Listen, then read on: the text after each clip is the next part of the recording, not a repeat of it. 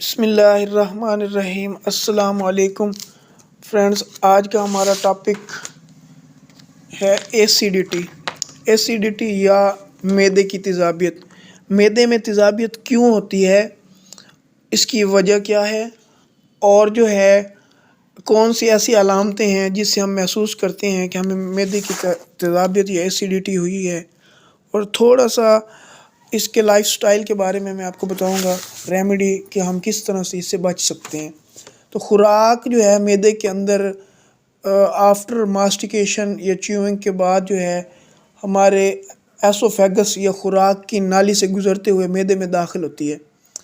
अब मैदे के अंदर जब खुराक दाखिल होती है तो गैस्ट्रिक ग्लैंड्स जो हैं हमारे मैदे के, वो गैस्ट्रिक जूस पैदा करते हैं और गैस्ट्रिक जूस के अंदर पेप्सिन और HCl होता है, जिसने खुराक की डाइजेशन करना होता है, खुराक की ब्रेक डाउन करना होता है, उसकी तोड़ फोड़ करना होता है।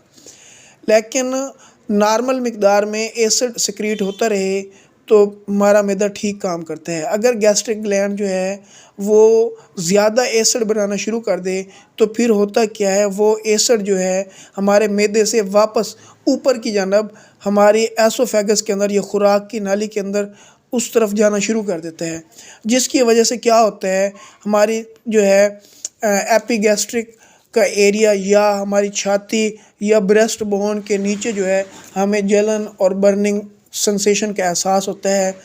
और इस बर्निंग और जलन सेंसेशन को, इस अमल को हम जो है वो एसिडिटी कहते हैं।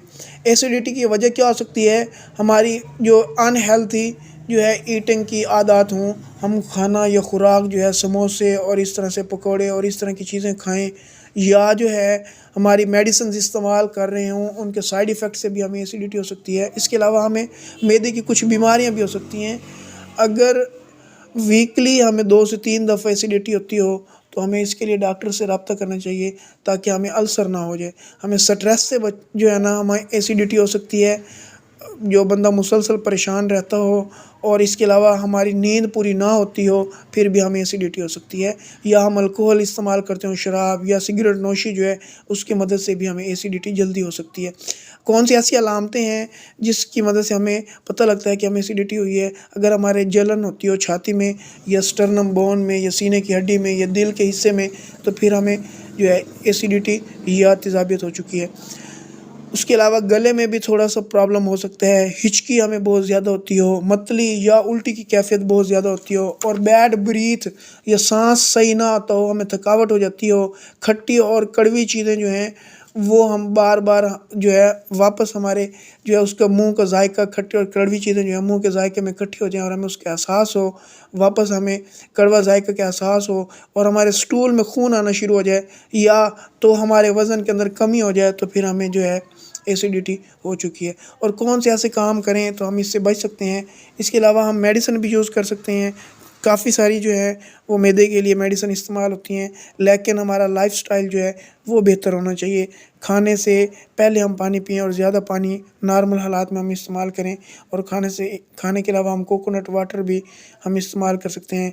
बनाना या योगर्ट्स और कुकम्बर्स या जो है अदरक वगैरह, इस तरह की कुछ खुराक हैं जो हम इस्तेमाल करके जो एसिडिटी से बच सकते हैं। फ्रेंड्स, मेरे चैनल को सब्सक्राइब करें ताकि आपको इससे अच्छी और इन्फॉर्मेटिव वीडियोज़ जो हैं वो फराहम की जा सकें। शुक्रिया।